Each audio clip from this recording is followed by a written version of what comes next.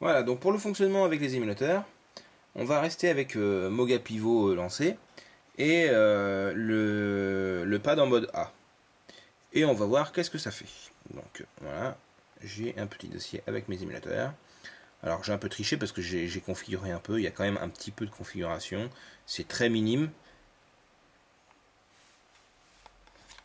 Alors en fait, par exemple sur la Nintendo 64, il fallait sélectionner, moi c'est Mupen 64 qui est compatible Moga, il fallait sélectionner le pad Moga, juste dans les paramètres d'entrée il me semble, et c'est tout, après il configurait le jeu tout seul. Donc on va choisir un jeu, par exemple Mario Kart, qui est pour moi injouable sans la manette, parce que j'arrive pas à faire des sauts en même temps que je tourne, et ne pas tourner comme un bœuf, c'est assez difficile sur un écran tactile. Donc là, avec la manette, on peut jauger vraiment bien, quoi. Allez, c'est parti, jouer, reprendre.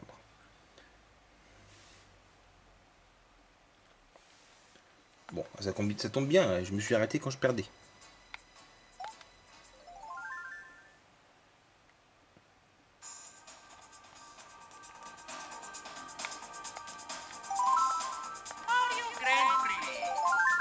Ouais. Donc pour les besoins de la vidéo, hein, je vais pas vous prendre un circuit très compliqué parce que le but c'est pas ça. C'est de voir que ça répond bien.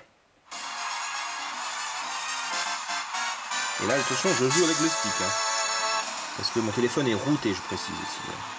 Enfin, comme là on est en mode Moga, ça joue pas en fait le téléphone routé. J'en reviendrai tout à l'heure pour autre chose. Donc les boutons sont relativement bien placés, comme on aurait envie en fait de les placer si on avait un émulateur avec une manette pareille. C'est-à-dire que le Z est sous le... et c'est la gâchette gauche en fait, gâchette bas gauche.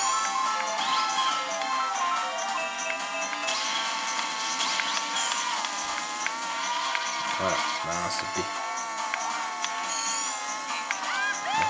Dégage.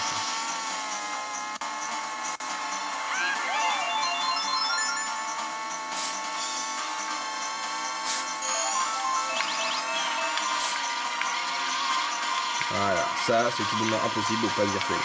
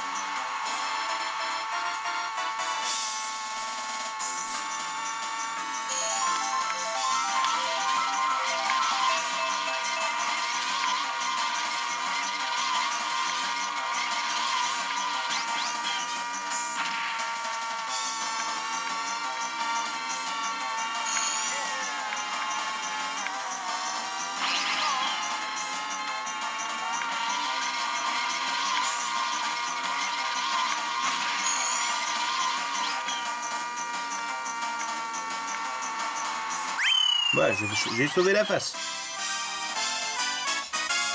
Bon, enfin bref. Alors bien sûr, là, on n'a pas de contrôle de l'interface, hein, on a juste des contrôles in-game, quoi. Tout le reste se passe à l'écran comme si on faisait au tactile. Donc, bon, je vais pas tester tous les jeux, hein, j'ai du GoldenEye, c'est assez mythique. Faut juste retenir que bon, l'émulation 64 sur Android est encore perfectible, c'est-à-dire que certains jeux fonctionnent très bien, c'est le cas de Mario Kart 64, à mon avis c'est le cas aussi de Mario 64 que j'ai pas encore testé. C'est deux jeux qui reviennent très souvent lorsqu'on regarde des tests sur internet des émulateurs 64 sur Android, malgré la puissance du téléphone qui est pas du tout dans les derniers. Au contraire, certains jeux ne fonctionnent pas fluidement. C'est le cas de GoldenEye par exemple, c'est le cas de Banjo-Kazooie, uniquement parce que l'émulateur à mon avis est mal émulé. Pourquoi je dis ça? Bah parce qu'on va revenir là, hop, on va virer l'application, hop, on va revenir sur la PlayStation, qui est d'une puissance plus ou moins comparable à la Nintendo 64, on va dire. même si non, non c'est pas tout à fait vrai. Je pense que la complexité de programmation de la 64 fait que les émulateurs sont plus difficiles à appréhender. Mais les jeux PlayStation, tout du moins pour les deux que j'ai testés, Tombi et Crash Bandicoot, répondent très très bien.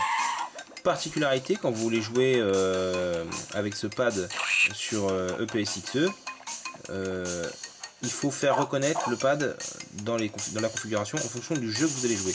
Si votre jeu est compatible DualShock, il faut choisir le DualShock. Si votre jeu n'est pas compatible DualShock, il faut choisir Digital Only. Et dans le périphérique d'input, il faut lui dire que vous avez un pad Moga, Moga Pro avec des symboles derrière. Et là, ça va prendre en compte les touches des manettes. Voilà. Et ça répond très très bien. Franchement, c'est vraiment un kiff de pouvoir jouer à la PlayStation sur son téléphone.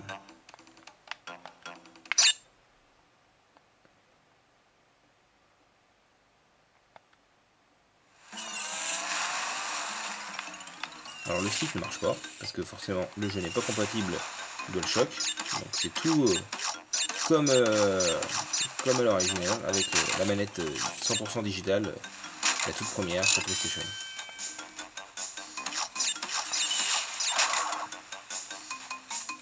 Alors, comme on peut le voir, c'est relativement fluide.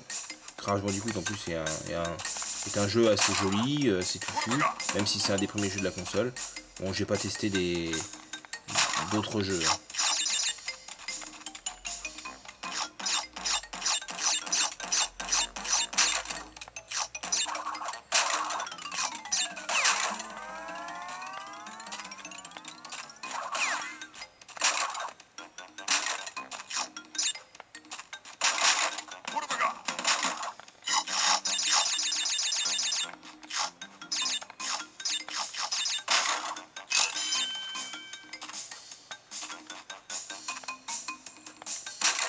Bon, je m'excuse du cadrage, c'est assez difficile de jouer avec le caméscope devant. On a du mal à voir, on a tendance à vouloir par réflexe baisser comment dire, la zone qui nous embête, et puis bah, du coup vous voyez plus rien.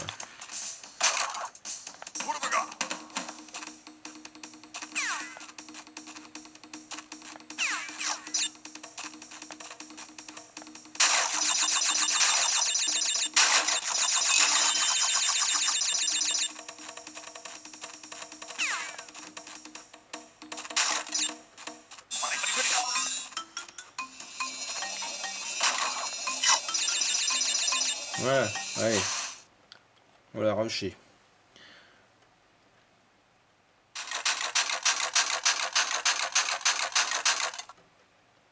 Voilà, allez, on quitte ça. Bien, alors maintenant, on va faire un autre jeu. Allez, on va prendre la PC Engine. Pareil, qui supporte le pad Moga. Tous les émulateurs de je sais plus quelle personne là qui a tendance à... Pourquoi il m'a mis ça lui? Ah, attendez. Il a pas pris en compte mon truc lui? Alors, input device. Ah oui, c'est ça. On-screen player, input 1 player. Non, c'est pas ça.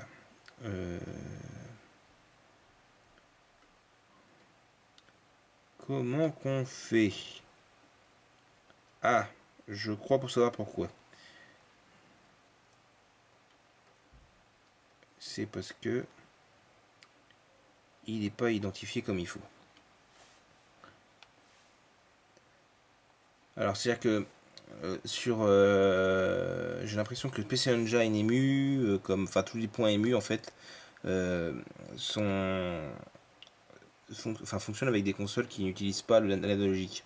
Donc du coup, pour faire reconnaître la manette, il n'y a aucune utilité de la faire reconnaître en mode Moga officiel.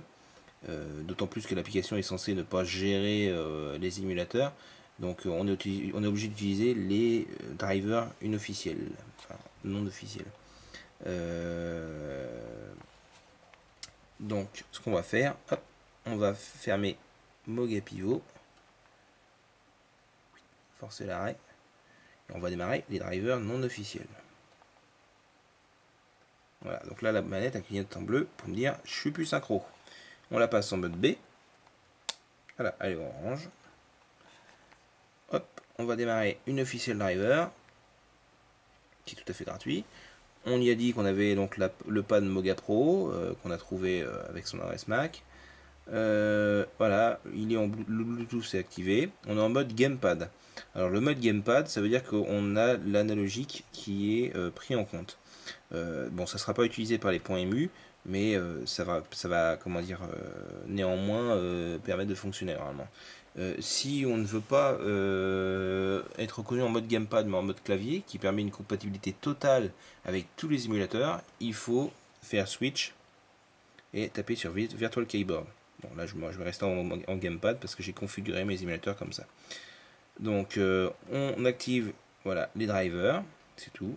Et ensuite on peut créer des profils. Moi j'ai un profil qui s'appelle standard.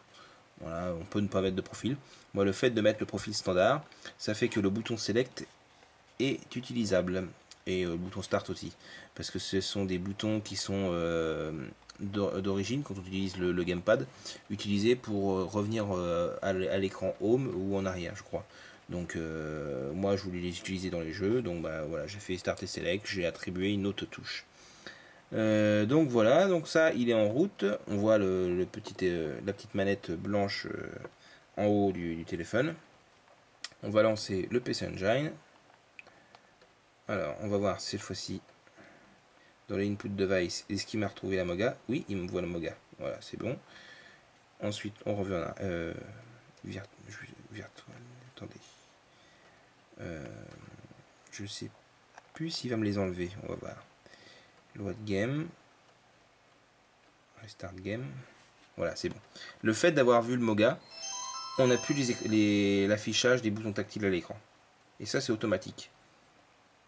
Et c'est la prise en compte en fait des émulateurs .mu du pad. En fait, c'est la petite touche de programmation qui fait que c'est quand même vachement mieux. Ouais, et là, tout marche bien. Il n'y a pas besoin d'affecter les boutons normalement. Si, oui. Non, je raconte du pareil. Non, il y a besoin d'affecter les boutons. D'ailleurs, ça fait bizarre. Il faut s'y reprendre à 2 fois. Il y a un petit écran bleu qui apparaît. On valide et hop, on rentre dans le menu. Et cette fois-ci, ça affecte bien ce qu'il faut. Donc, bon. Donc voilà, tout à l'heure, je disais que j'aimais bien Parodius. Mais cette fois-ci, j'ai pris la version PC Engine sur émulateur pour voir. Alors là, le stick ne marche pas et la croix marche. Mais c'est très bien, ça me va bien.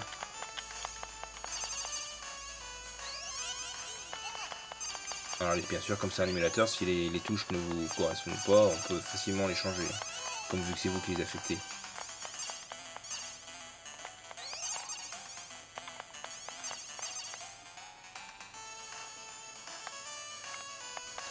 Bon, soit dit au passant, je croyais que la version PC Engine allait être pareille que la version NES en plus beau. En fait, c'est une erreur de ma part. La version PC Engine est plus dure.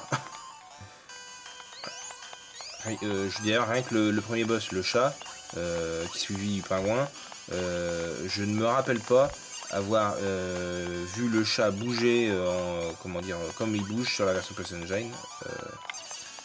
Lorsque je jouais à l'épisode NES. Bien, on va revenir en arrière parce que ça sert à rien de tester tout le jeu. J'ai testé quoi d'autre moi? La Super NES. Voilà. Alors, c'est SNES 9X que j'utilise. Donc, input device, c'est la même chose. J'utilise Moga. On a l'impression que ça a été programmé comme les .mu. Et donc, du coup, c'est exactement la même interface. Voilà, bon, j'étais dans une partie là. Ça fonctionne à merveille.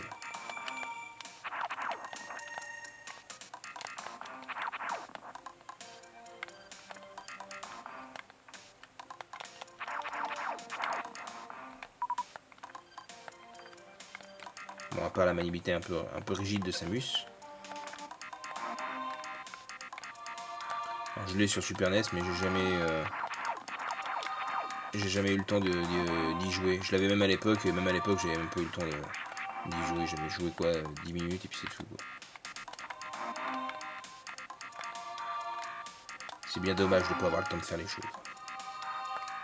Quand on voit tous ces super jeux qu'on peut avoir maintenant, c'est limite même trop.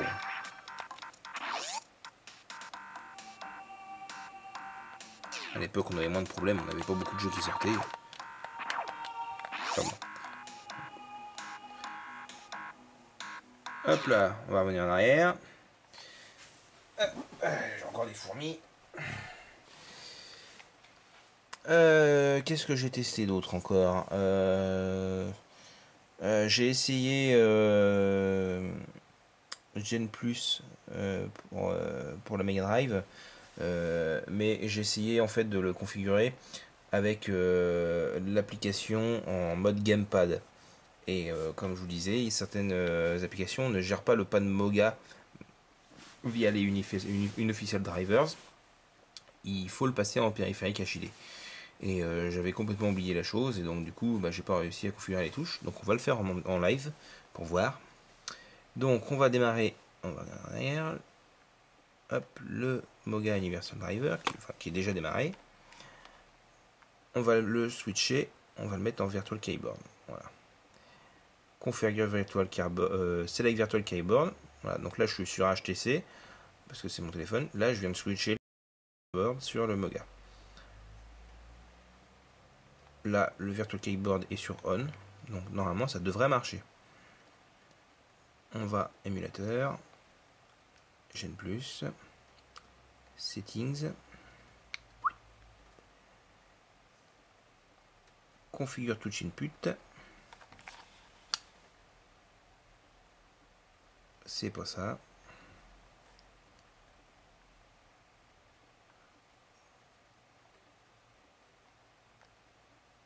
Configure Keypad. Voilà, sur le Moga Keyboard. Alors, le bouton A. Voilà, le bouton B. Voilà, le C. Parce que j'ai pas besoin de tous les boutons non plus. Le haut. Le bas. Le gauche. Le droite. Le start. Le bouton save. Allez, soyons fous. Voilà. Et le bouton load. Bon, il y a plein de trucs, hein. Et on peut jouer à deux. Si on a deux pads Moga reliés en Bluetooth, à mon avis, cela va pouvoir marcher aussi. Hop là, on revient en arrière. Je veux pas voir les touches tactiles. Tout ça, ça me va bien. On va charger une robe. Ah, j'ai quoi en ROM là-dedans? Ah oui, il faut revenir au début. Alors.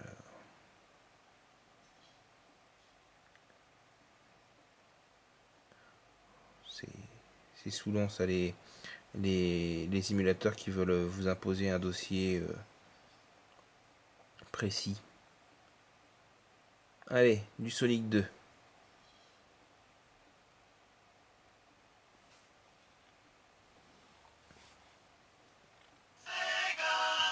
Alors comme je le disais tout à l'heure, voilà, ici c'est une version Mega Drive émulée. C'est pas comme les versions qu'on peut acheter maintenant sur Android, même si Sonic 2 n'y est pas. Donc du coup on n'a pas le 6/9.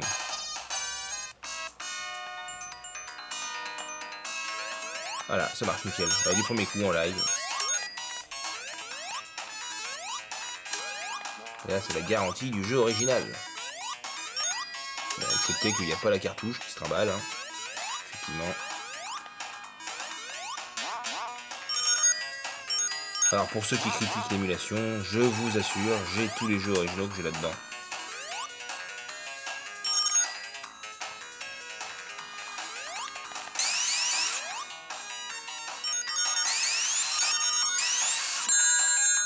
Je vois rien. Bon, enfin bref, voilà. Donc, il manque plus qu'à réussir à la faire marcher sur des jeux Android pur tactile. Et ça en fera la manette vraiment parfaite. Là, déjà, elle est vraiment tip top quand même. Parce que on peut y jouer aussi bien sur une tablette, une Android Box ou sur le téléphone. Elle est vraiment très bien au niveau de la prise en main. J'ai aucun problème de qualité de bouton, de finition, de quoi que ce soit. Le bouton qui est derrière, bon par contre je sais pas à quoi il sert, mais bon c'est pas grave. ça tient très très bien la charge. Pour vous dire, je ne l'ai pas rechargé une seule fois depuis, là ça va faire presque 2 semaines. Et pourtant j'ai joué pas mal à FEC et à faire des tests et tout ça. À mon avis ça tient aussi bien si ce n'est mieux qu'une manette PS3 du fait que les vibrations sont quand même très très réduites. Non, c'est... Le seul problème en fait c'est que c'est la version Pro est plus adaptée pour un jeu à la maison ou alors un jeu comment dire quand on part en vacances ou comme ça, mais à transporter au jour le jour, c'est vrai que c'est quand même gros quoi. Il n'y a même pas de boîte de rangement. Alors que le pad Pocket est plus adapté, mais le pad Pocket est plus limité du fait qu'il n'ait pas de croix de direction. Donc du coup, on joue tous les jeux au stick. Et moi, il y a des jeux au stick, genre du Killer Instinct sur Super NES au stick. Désolé, mais moi ça je peux pas. Donc voilà, donc moi c'est pour moi la meilleure manette pour Android. Je pense que c'est en soutenant ce genre d'initiative qu'on va peut-être voir évoluer le jeu sur mobile. Euh, Peut-être un jeu plus mature, moins casual, avec des gameplays plus recherchés. Forcément des prix qui vont grimper, je pense, parce que voilà, s'il y a plus de travail sur les jeux, il est normal que les prix grimpent. Mais moi, je suis prêt à payer de façon à avoir des jeux corrects. S'il faut payer 15 euros pour avoir un jeu comparable à la profondeur de jeu d'un jeu Nintendo DS, enfin DS 3DS ou PS Vita, mais sur un hardware qui est tout le temps dans ma poche, voilà, moi je suis prêt, il y a pas de problème. Le seul souci, ça va être la batterie. Il va falloir que les constructeurs de téléphones portables voient à améliorer les choses parce que là, c'est une 2000 mAh, je crois, pour le HTC One. Autant que c'est bien pour l'utilisation du téléphone en surf et tout ça, qu'on tient une journée en faisant un peu de tout comme un bœuf et 2 jours si on est raisonnable. En émulation, ça tient 6 heures. Ouais, 6-8 heures grand max, ça dépend quelle console vous émulez quoi. Euh, Ça commence à faire un peu court. Bon, cela dit, je dis ça, mais la 3DS de mémoire, elle tient pas énormément plus, hein. Si ce n'est moins, si on active la 3D. Donc bon, c'est le seul problème en fait, c'est que ça sert pas que de console de jeu, voilà, ça sert aussi de téléphone, donc il faut qu'on garde la batterie. Sinon après, c'est les utilisations de batteries externes qui permettent de recharger votre téléphone lorsque vous le mettez dans une sacoche ou quoi que ce soit. Mais bon, c'est du palliatif, moi, pour moi. J'attends avec une grande attention et une grande impatience des batteries de meilleure qualité, de meilleure capacité surtout pour nos téléphones. Et là, je pense que ça va faire mal. On aura enfin le périphérique à tout faire dans nos poches. Donc voilà, j'espère que ce petit test vidéo et l'article sur Gameblog vous aura plu sur ma vision des choses.